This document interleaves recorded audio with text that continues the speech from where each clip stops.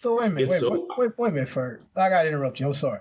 So is saying a real woman, that's no good? I don't know, dude. I don't know. I don't think so. I'm gonna stick my neck out there. There's real woman.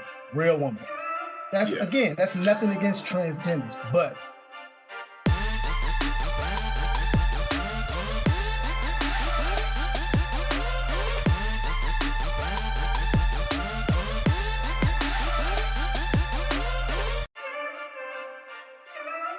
What up? It's your boy Ferg, and this is your favorite podcast, Three Brothers No Sense. As usual, I'm joined by my great co-hosts, Razi and Byron Evans Buff. Fellas, tell them what's on your mind. I just like how we 5 shows in and we already telling people we're their favorite podcast.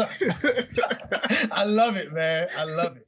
Because we are. Yeah, we really are. That's the thing. We are their favorite podcast. We appreciate all the listeners. We appreciate you guys sticking with us through these 4 or 5 episodes that we've already had. Great responses. Even the technical difficulties, we're sorry about that. We're on the phone with Spotify and Apple Podcasts, everybody trying to get it fixed. But we appreciate you guys sticking around for it. Hey, fellas, I saw a post earlier on Facebook, and it was saying pretty much, I'm paraphrasing, there's a thin line between a bold-faced lie and speaking it to existence. So that's where I'm going with this. I saw that. So that was my thing. So once again, your favorite podcast, Three Brothers No Sense.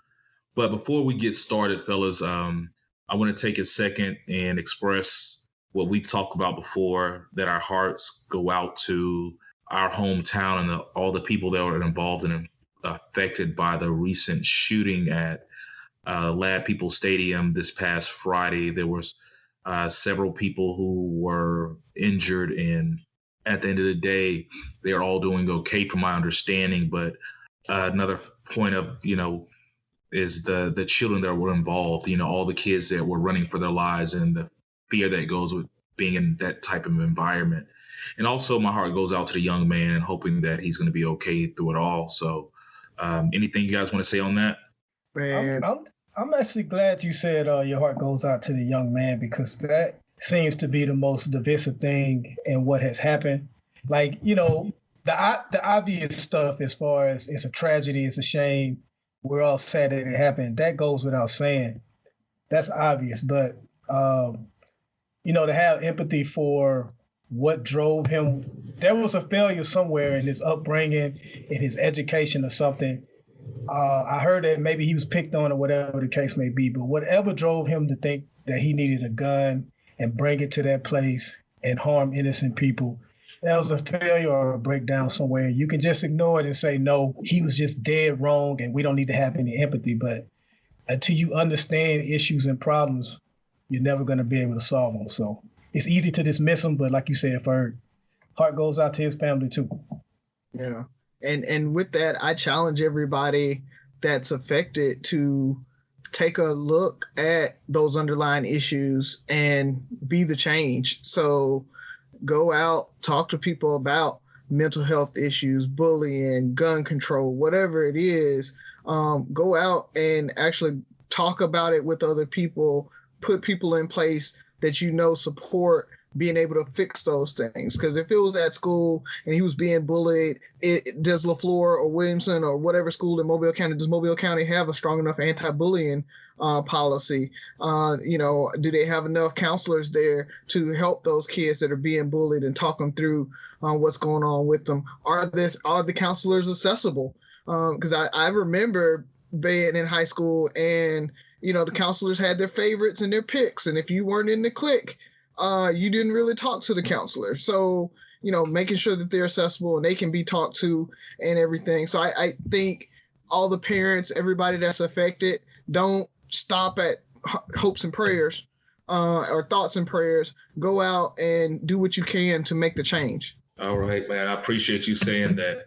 And you as well, Byron. Moving along, I can't keep going without bringing up your favorite president. I think that's your favorite president, Byron, that was speaking on the hurricane recently. The imaginary category 5 that he's never heard of. But he talked about in 2017. So we just, thoughts and prayers again for Alabama. So, since y'all are going to get hit by this hurricane, according to him, I know Byron probably can't talk much about that and everything. I can't either, actually. We got job security. I'll just I'll hit him with the no comment. Just no comment. Hey, and I know we got to get to the questions and everything, but man, I had to hit back on this. We discussed this a few weeks ago about Black names, and I know you've all seen the coldest to ever do it, Crawford. Man, my homeboy, my brother from another mother. Man, what did you guys think when you saw that name? I ain't gonna lie, I chuckled a little bit when I saw it, but I stand by what I said on that episode that we had, that, as long as, some thought was put into the name, and I wasn't there, so obviously I don't know, but as long as some serious thought was put into the name, I'm okay with it, man. It's okay to be different, man. It's 2019. We're not used to different yet. Like, he wasn't born in 2019. And like Ferg, like you said, there's that thin line between BSing and speaking it into existence. And I think his parents were right on that line saying, we're speaking this into existence. He's going to be the coldest to ever do it. Man, I was watching, I forgot who it was. It might have been Kevin on stage or somebody. They brought up a point, it's like, is he the only child? So what if it was Byron or Razi and then the coldest? Oh yeah, because if I'm his sibling, I'm beefing with my parents. I'm just John Crawford. Nah, you the other one. The other one. The coldest and the other one. The next up. Well, unlike the coldest, we're not getting a lot of endorsements, so we got to go ahead and pay bills. You know what I'm saying? So, go ahead and listen to this. All right, we're back. Your favorite podcast, Three Brothers No Sense. That's what, my fourth time saying it? Mm-hmm. I'm speaking into existence, fellas. Well, as usual, I will start it off. Man, I had a whole nother question on the table, but I think what we were talking about earlier led me to this question. So we all have kids.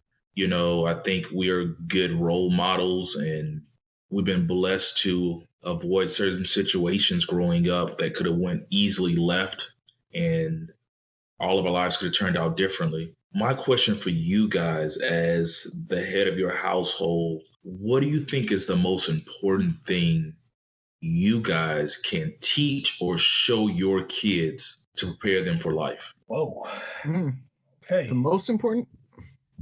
It could be most, if it's one or two things, we got time. Yeah. You know what, man?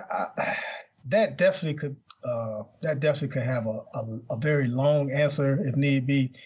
But I think the first thing that comes to my mind, and of course I'll probably think of something better after the show, but right now, I would say accountability, man, because in all phases, man, in all decisions that you make, you gotta be accountable for it. And if you can't own up to a decision you made, own up to a choice you made, then I don't know how you're going to ever succeed, because you got to be able to acknowledge when you make mistakes, when you got this wrong, when you got that wrong, and when you got something right.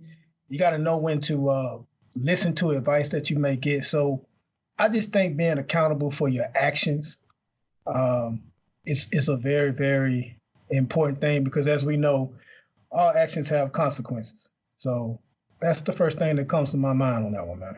For me, I think it's a little different. So it's by child, realistically, because all of my kids have strengths, all my kids have weaknesses. And so what I have to do is I have to try to fill in those gaps where those weaknesses are and teach them how to use their weakness. So I guess if you want a blanket answer, that's the answer, trying to teach them how to fill in their gaps. So for like Oliver, he's really reserved, he's an introvert and everything. So for me, I feel like I have to teach him how to get out of his own way and be assertive, in situations, and not shrink into the background, because he's never going to get ahead like that. He has to be able to, show people that he can take control when needed and things like that. And so being the youngest child, that's always hard for younger children. A lot of times the oldest kid usually takes over. Sophie, answers questions for him. Oliver sometimes doesn't even have a chance to answer questions when people ask him because Sophie will answer for him. And so for him, I think is that assertiveness and teaching him that. Sophie, on the other hand, is probably the flip side of it, is she's a super extrovert. She, wants everybody to know how smart she is because both of them are very, very smart. The problem is Sophie shows it off, and Oliver, being an introvert, he's like, you won't even know he knows things until he finally says it. So for Sophie, I have to teach her how to, I guess, fit in or not seem arrogant. Because that was something that I had to learn if I ever learned it. I don't know if I really ever learned it. But, I think teaching her how to not intimidate people is probably the best thing I could probably teach her so that she can get ahead. How old is Oliver? He's 4, almost 5. He'll be 5 in November. Okay, so about 4 years ago when we got those cabinets in Tennessee, he didn't seem like an introvert when he was all on my wife's breast. And smiling and licking his tongue out. So Oliver's a player now. He that's the thing, but he's that quiet player, right? Like he's the one that's over there. Y'all doing y'all thing, being guys, y'all out running the football and doing all that. Ollie over there hugged up with your girl. So I didn't see the introvertness that day. So okay. Hilarious. Young Oliver. Man, I mean, you guys really made me think. Because I didn't have an answer for this. The whole conversation about the young man that was shooting in Mobile and assuming the ball was dropped somewhere. Everybody has that conversation that blame the parents should do more, blame the school, but is there anything that could have been taught to this person to help them be better or make better decisions? And I think the biggest thing I can teach is to be happy being you. That's a good one. It's embrace you. At one point, I've been called arrogant once or twice in my life. And I used to have this saying, embrace your inner Ferg. And what that meant was just embracing being you.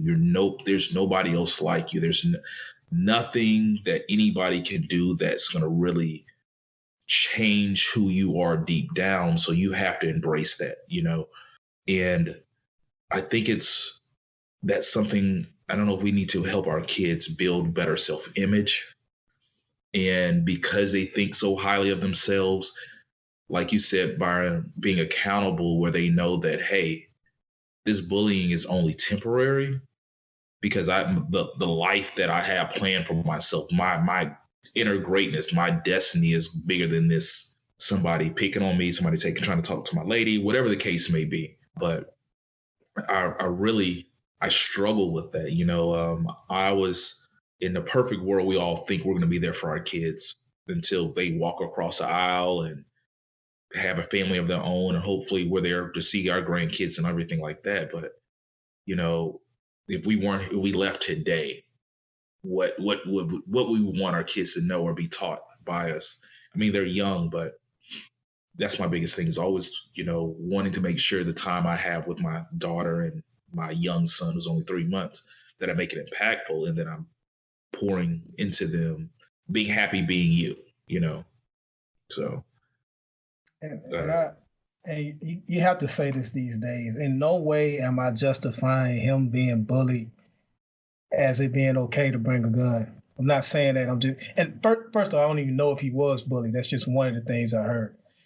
So I'm not justifying that, but something led him to believe that that's what he needed at that stadium down in our hometown, man. And I guess you could say he was accountable because he did turn himself in. So I don't know who talked him into doing that, but he did turn himself in. So that's something to think about there too. Yeah. So, but I like what you said about being comfortable with yourself. Like I talked about Sophie, Ollie being so different, and then even Haley is super different from them. It's one of those things that growing up, Sophie's strong in some things, Oliver's strong in others. and being able to be okay with not being the best at everything. Being comfortable with how you are, being comfortable that, you know, they go to a predominantly white elementary school, and Sophie has already come home saying, I want to straighten my hair. You know, I want my hair like all the other girls. And so my hair's too kinky or it's too big. So making sure that she understands that she's beautiful and she can be different and it's okay. And she's comfortable in herself. So I definitely think that's something that you have to constantly work at with them as they go through, you know, life and learn that they are different in so many ways. And that's okay to be different. We went through that with Jasmine too, with the hair and all that stuff, man. So definitely know where you're coming from with that. So suggestions on that then, since y'all went through it, like how'd y'all kind of get her past that, or have you got her past that? Or are you still dealing with it? A lot of it comes with, I think, age. And Tabitha definitely had a lot of talks with her. In my eyes, that's why I started liking Blackish so much, because I feel like I'm just like Dre in so many ways. In my eyes, she still hasn't fully embraced, you know, her color and all of that stuff. She says she has, but like even with the drawings, I told you how she, you know, does all these sketches, and she'll show me a sketch and I'll be like, okay, let's draw some brown people too. Okay. So, you know, I definitely think it'll come with age. And I've already told Tabitha as she gets older, I'm going to take it upon myself to start introducing her to her history, because it's not going to be taught in school, to her history, and just, you know, reaffirming how beautiful she is and how beautiful Black is, and, you know, hopefully to get through. And her history that didn't start at slavery. Like, yes, you know, that's the other part about it is all that history that before slavery, the history after slavery that was positive, because we so often we think of Black history as the negative aspects of the Black culture. So definitely do that. And I know she draws a lot of anime characters and everything, and it's hard to find Black characters in anime. I was thinking Boondocks. Isn't Boondocks considered the way they're drawn? It's not anime, but it's close to anime. But I've got a bunch of like Black anime characters. If I'll shoot them over to you, so then maybe you can introduce her to those, so that she can kind of start feeling it. But yeah, it's a couple good ones. They even got a Black Pokemon trainer coming out in the next Sword and Shield that's coming out. So yeah, people are excited about that one. And for the record, she has drawn some brown people. Okay. So I just you know, make sure you continue to include those, Jasmine. Well, we dealt with that with Sky as well, because I'm in Texas, and I mean, it's a variety of people, and we had to. And actually, a little boy told her that he didn't play with brown people. Wow. And I mean, and she's 4, so this might have been a year ago. And I mean, yeah, it hurt my heart, but our response to that was, outside of forget him, was. Exactly.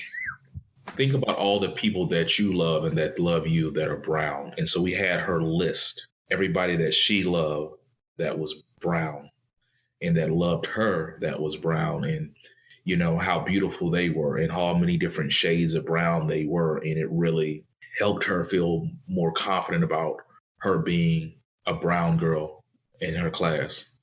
And my daughter, you know, from the day she was born, people were calling her Chocolate Drop. You know, so she has a darker complexion. And so that's something she's probably going to deal with her entire life. But my goal is, you know, to start pouring that self-awareness and that pride in being who you are from day one. So, you know, it's a touchy subject, especially when it comes to your little girl and you want to, that little boy almost caught these hands. Go back to what Byron said. Just like Ollie did in them cabins that time. All right, fellas. I mean, that was a good conversation, man. We can keep that going for a while. I just want to, we might hit that back up on the Facebook group and go in a little more deeper conversation about that. So who's up next? All right. You want to take it, Razi?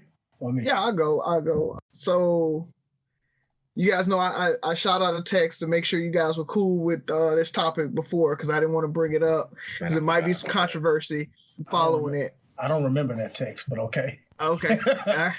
So good, good. It's gonna be a surprise for you. So I was watching Dave Chappelle latest comedy special, and he was talking about the L's, the B's, the G's, and the T's.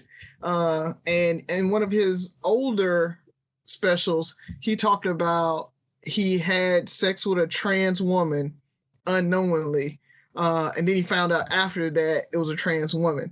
So what I want to know is, how would you guys react back in the day before you were married and everything else if you had slept with a trans woman and then found out they were trans after the fact?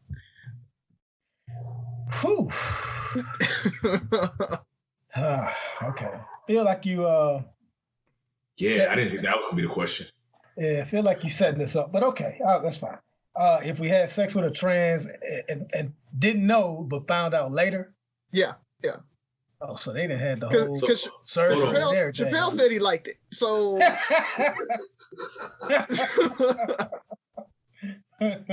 so we're assuming. All right. So this is a very hypothetical. We're assuming that you couldn't tell there was a difference. So they didn't have the full surgery. Yeah, full surgery. You can't tell the difference, but then you find out after the fact that they used to be a man. All right, man. Here we go. In the hot water we go. Okay. So I'm going to stress this, and I'm sure those that won't like it will still find a way to dissect it in a way I didn't mean it. I have no problem with, that lifestyle, anything. I would never want to partake in it because I am a straight heterosexual man.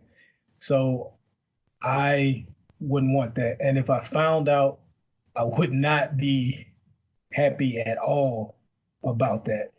And I would go so far as to say, I wonder if it would, I wonder if it would mess me up psychologically. I don't know. I wouldn't like it though. I know I wouldn't like it. I would be mad. But at the end of the day, I mean, what can you do? It's done. I mean, it's not like you can go and put hands on the person or anything like that. I mean, I just wouldn't like it, but I don't know how to expound any more than that. I wouldn't like it. Would you feel like I'm with you, you know what I'm saying? Like, and since we're having this conversation, I prefer to be with cis women. Is that the proper term? No, cis females, cis. Well, you guys are up on your terms. What is that? I think so. So it's the opposite of trans. So trans is when this is because I'm biology and chemistry, when you have the opposite sides, cis same side, cis male. So the new thing is cis male, cis female. Like it's real. CIS. Yeah. So, but it's like I prefer, because I can't even say I'm attracted, because you wouldn't have known. You know what I'm saying? So you can't say I'm attracted to, only to be politically correct. You don't want to say real women, but I'm only attracted to women that were born women. And that's what a cis female is. But you can't say you're attracted because you went through, you did the do. But so, I prefer cis female. So wait a minute, wait a minute, Ferg. I gotta interrupt you. I'm sorry. So is saying a real woman, that's no good? I don't know, dude. I don't know. I don't think so. I'm gonna stick my neck out there. There's real woman. That's nothing against transgenders, but you can have the operation, you can carry on in your life as a woman. But I really do feel like women are inherently born with certain emotions. They get their cycle every month and all that stuff.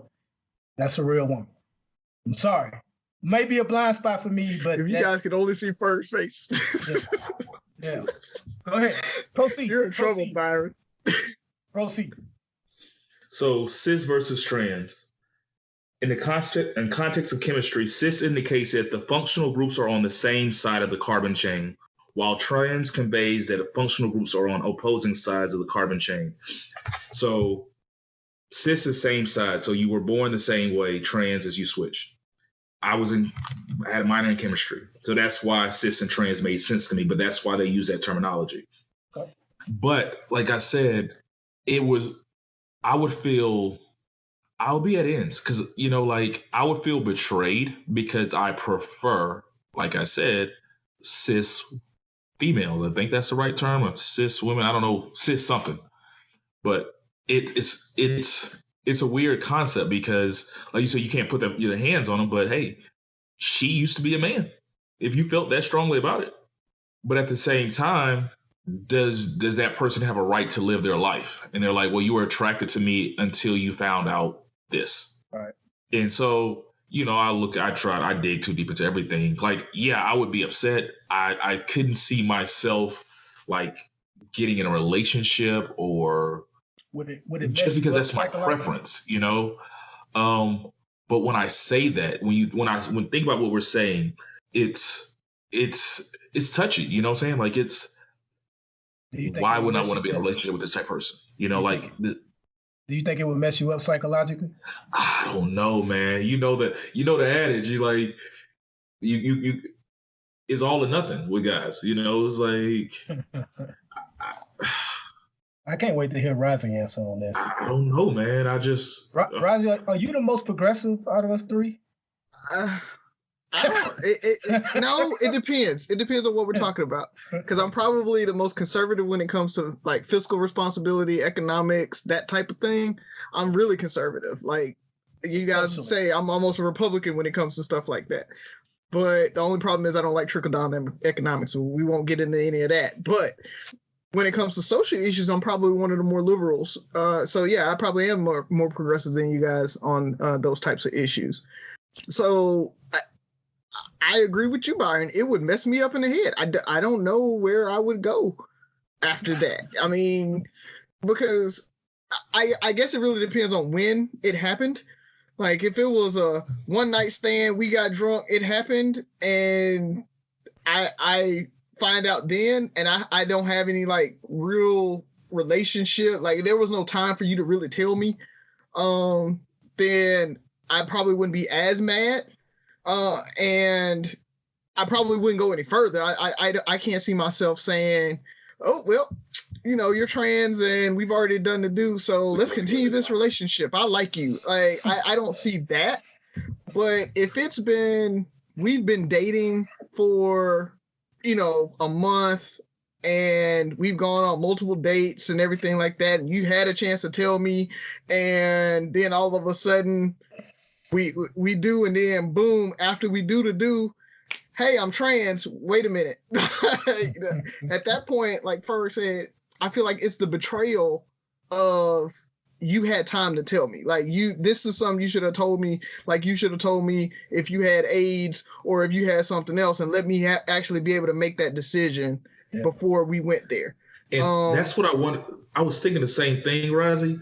But I wanted to be careful because when you make comparisons, especially to something negative, we're downing their lifestyle, or it can be taken as a knock at their lifestyle. Does that make sense? Us to AIDS. Yeah. Yeah. I got it. I don't want it to feel like negative. I'm just saying it's something. It's on that level of seriousness to people. Like that's something you need to share with me before we become intimate. That's not something that you tell me after the fact. It's like a man being intimate with a woman and saying, "Oh, by the way, I still live with my wife. We separated, but the divorce ain't final yet." I like that, Byron. I like that. So I have a lifestyle that I live and a lifestyle that I prefer, and I have things laid out, and we're dating, and all of a sudden, oh yeah, by the way, I'm married. You should have told me that 2 months ago. I like you. There's nothing wrong with you, but I don't date married women. Yeah. So I think that was a great comparison because I don't want to knock their lifestyle, and I don't want to say, hey, you have the right to be who you want to be and be with who you want to be, but I think you at least owe me, especially if it's and I didn't even think about that, Razi, the one night stand versus the relationship, which I'm still not with the one night stand, but that fact that they didn't give a chance to tell you might make it a little less gut punchish, I guess. But if you dated this person for months or weeks or whatever the case may be, you get into a full blown relationship and they chose to withhold such an important part of their life as we're getting to know, because I think that's it. We're getting to know each other in a relationship, but you leave out things like that. And I'm not even saying they have to lead with it. I don't think that's a first date conversation. Probably for me, I really don't. I feel like Ferg, if you disagree, speak up, brother.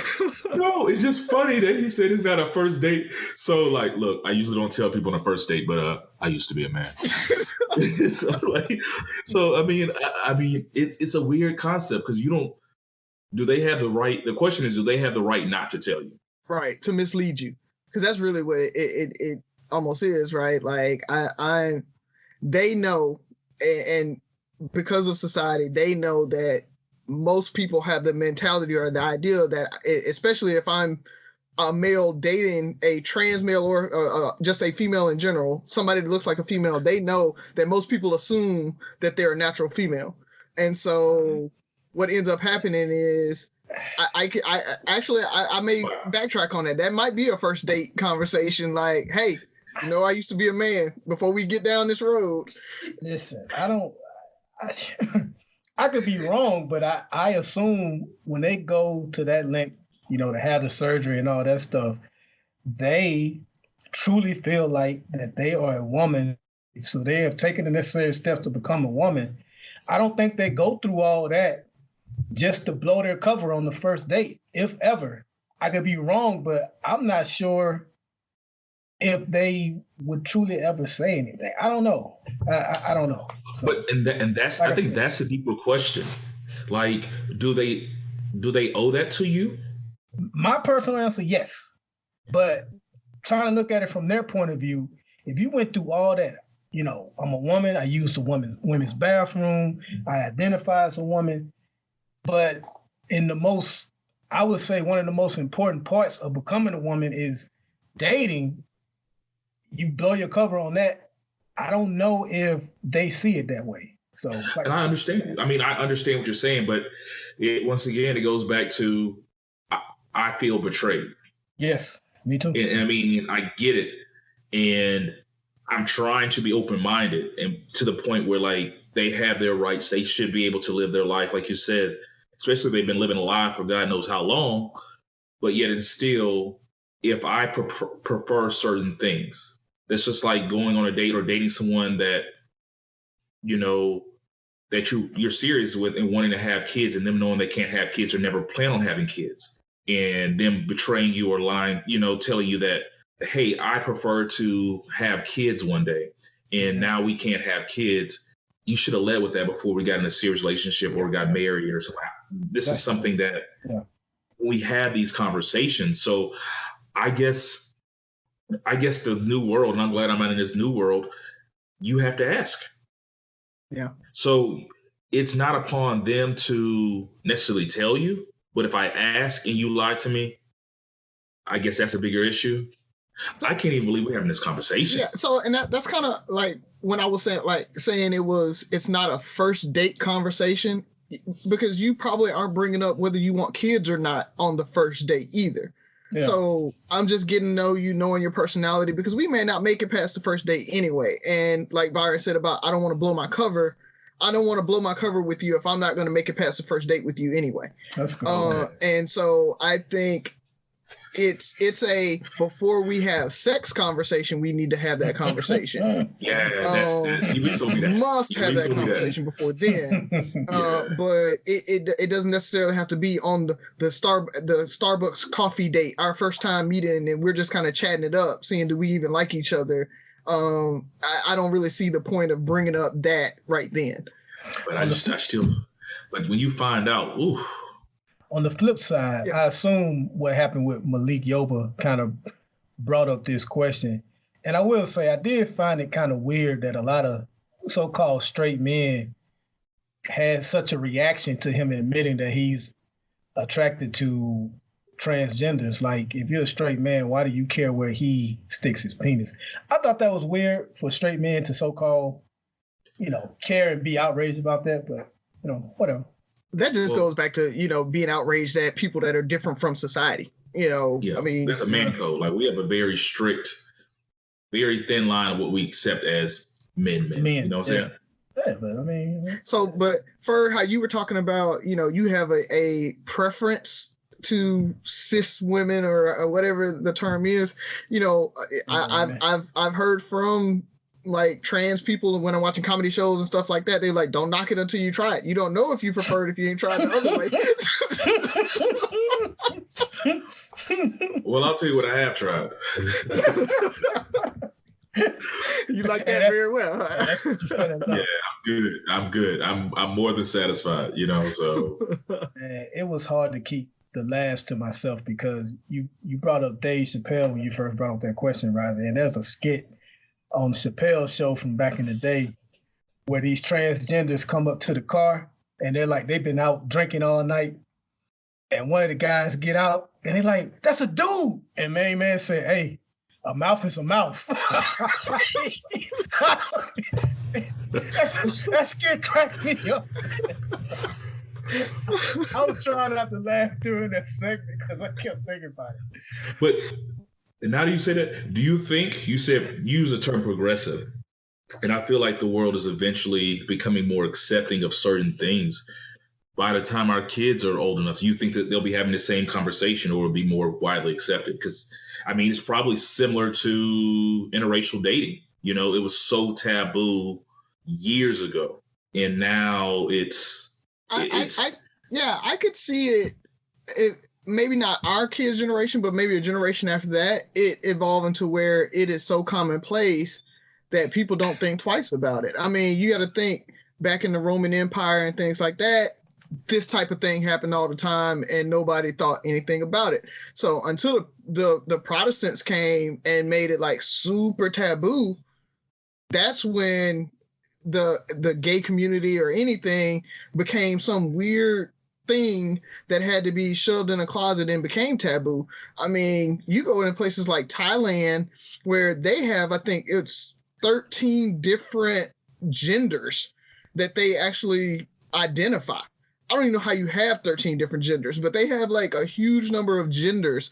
Like it's boy, kind of like we were talking about. It's boy who likes boy who likes girl, boy who's bi, girl who likes, and they actually have names for each one of those. Where we really, we have the LBGTQ, but other than that, TIA or IA, yeah. But, I think society or our society, because really a lot of times when we say the conservative societies in the world will start to swing back that way. I really do think that's going to happen with the age of information and how commonplace it is. And, I hear a lot of people talk about they don't want to see gay scenes in TV and on TV and stuff like that. But, those people that are saying that are those same people that, or sound just like the people that were like, I don't want to see black people on television. Oh, they're taking all the roles or they're giving them more roles. You hear, I actually shared where I want to say In the Heat of the Night, the movie, where the first time that a black person struck a white person back on television, on the movie theater. So, those things, that representation matters because it let people stand up and say, I can be who I want to be. So I guess that is the progressive in me, Byron. All right. Well, Byron is on you. Well, fellas, as you know, football season is upon us. And I know our views on the sport have, I would say, significantly changed a little since Kaepernick protested or whatever. But I'm not going to get into that lane. You two both have sons. And my question for you guys is, given all that we've learned about concussions and the damage to the brain, and the fact that an average NFL career is like, 3 to 5 years, most of them end up broke. Like, you really give your body. We just saw the team I used to root for, the Indianapolis Colts, when I was a prominent NFL fan, he retired. He couldn't take the injuries. The crowd booed him. Yeah. In Indianapolis. And I mean, you can defend them somewhat and say, well, it's how they found out. But at the end of the day, they booed this man because he chose to no longer sacrifice his body for our entertainment. And so my question to you guys is, knowing all that we know about football, and it's a very popular sport, will you let your sons play football when they become of age? Ferg, you want to jump on that one first? Yeah, I mean, it's one of those things, there's two sides to me on everything. The macho man in me, of course you want your son to play football. You want to be able to go to the game and see him knock somebody out and do all that stuff.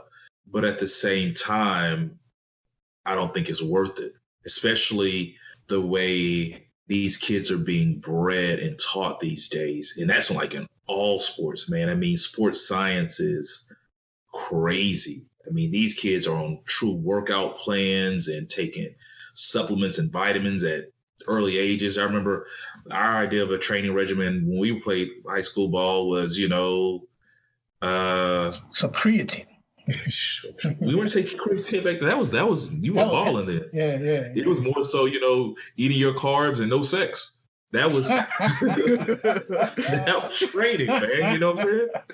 So, it's crazy to see how these guys are looking and being trained. Oh, you found that funny? When you said that, you made me think about Sherman and our coach. I saw Sherman Cooley hooked up with some when his mind should be on football. Oh man! Oh, rest in peace, Coach Parker. That was one of the days. But no, is it worth it? Now, I was joking with somebody the other day, saying if my son wanted to play football, I would get him in the best shape I could and make him the baddest punter or place kicker in the world. Like, I want him to be looking like an outside linebacker, 220, 6'2", nothing but pure muscle. Coach begging him to play outside linebacker, but no, coach, I kick the ball. That's all I do. Like, think about punters. Think about punters and place kickers. These dudes play to their late 30s, 40s, and be yoked, making $1.5 million a year. Oh well, that's my son's goal. That's his football goal. So I'll put him in soccer first. But now they're talking about brain injuries in soccer. Mm-hmm. It's everything because they're getting faster, stronger. It's sports. Sports is really not safe. Yeah, soccer's a really physical sport. People, if you don't watch soccer, you think that it's not a big deal, but no. I mean, they tackle and they bump and they hit. I mean, they run into each other just as hard, and they don't have on any pads or protective gear. Yeah. Well, they're talking about concussions now.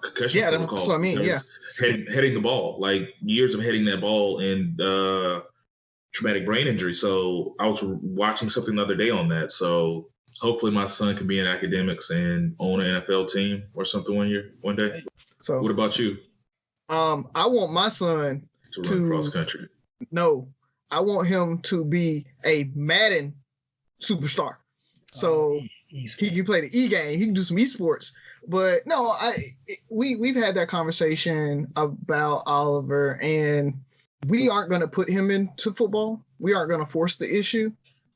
But if he comes out and says, I want to play, we will, let him play flag football probably up till high school or late middle school. So then he can get the fundamentals. He can get, he can work out and everything, but he can be at a size and a skill level that he can at least protect himself and learn good form in it and understand how that form needs to happen. So maybe he can protect himself a little bit better. Because the thing about it is, if he comes up through baseball, he comes up through soccer and everything, I actually have him in gymnastics right now for balance, core strength, and things like that. When you talk about strength building at this age, gymnastics is probably the best thing that you can put a child in athletic-wise, especially at 4 years old.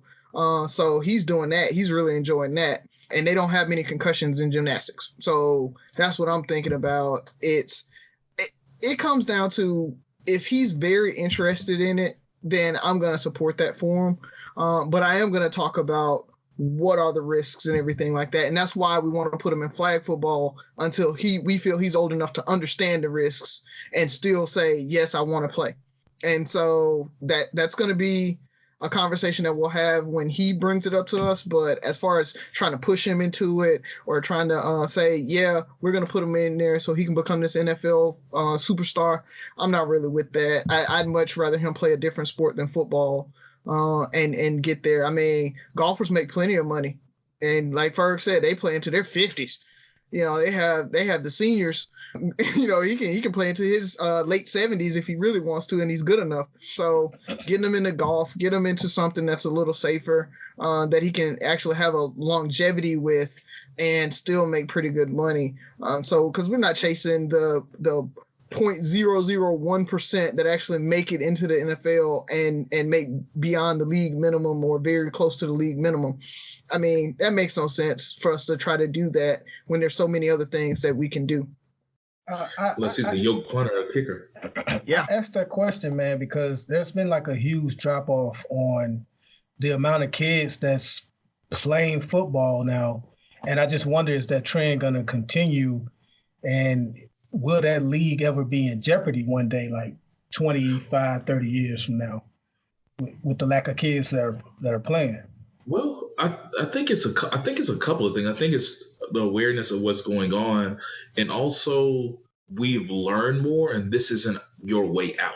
You know, I think back in the day, I hate using that term, but at one point it was like sports or, you know, rapping or drugs. That's how you get out. That's how you get out of the hood. Like there was a lot of rap, crack a ball. Yeah, and so now it's, hey, you can go, there's a lot more opportunity. You're having generations of people who are introducing their kids to more than just football, because in every hood there was a football team.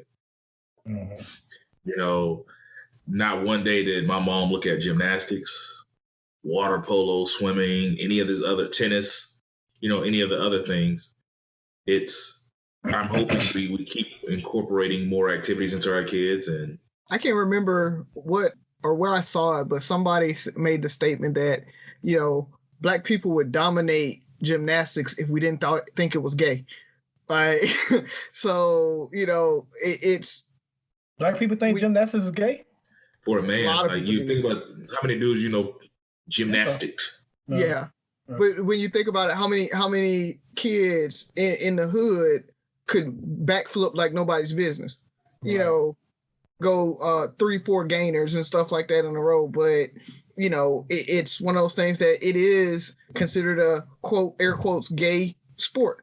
So everybody want to be football players. They want to do, you know, baseball, basketball, the big three, and they forget about those other sports. But I think, like, to Byron, what you were talking about, I don't think the sport's going to go anywhere. I think it's going to get watered down probably. You know, the best talent may or may not end up in the NFL because you may have somebody that could have been the next, you know, OBJ, but end up saying, nope, I'm not playing football.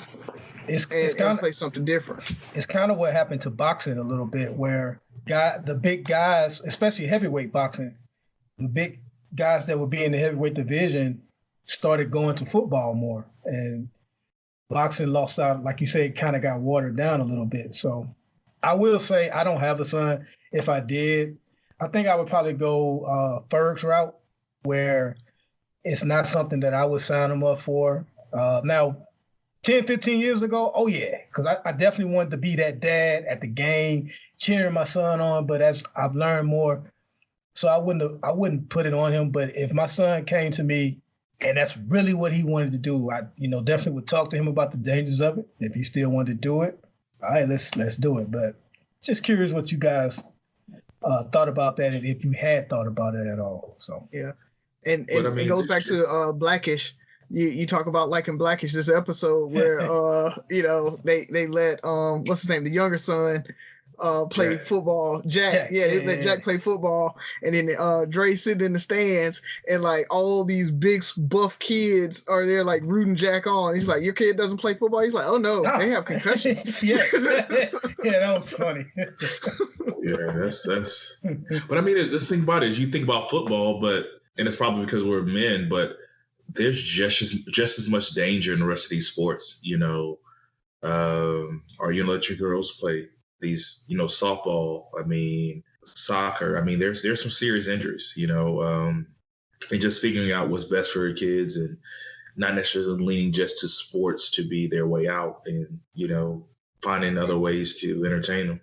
Yeah, but with that, you have to find that balance of it just being sports and them being active and good cardio, and it's just fun to play, versus trying to go up that kind of professional route where I'm knocking heads in every time I go on the field.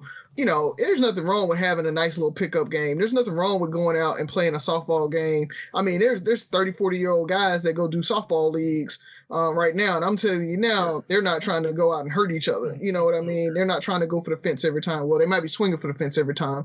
But, I think we have to find that balance there too. Is like you're saying, it's not the way out. So I don't need you in softball all year round, because that's another thing, is kids aren't getting time to rest anymore. It used to be you had a softball season, you had a baseball season, you had a football season, and that was it. You might do some summer practice and that be it, and then go into the fall season. But now there's fall ball, there's spring ball, there's summer camp, you right back into fall ball. So these kids don't get a chance to rest, especially if they're doing single sport.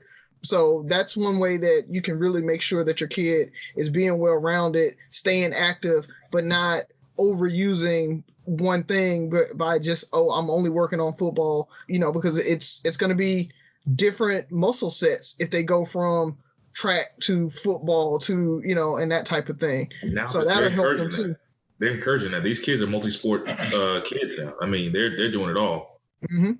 I remember our coach was not with that. Track coaching like football coaching like track. So, well, all right, fellas. We had a fun episode. We talked about a lot. Hopefully, we didn't piss too many people off.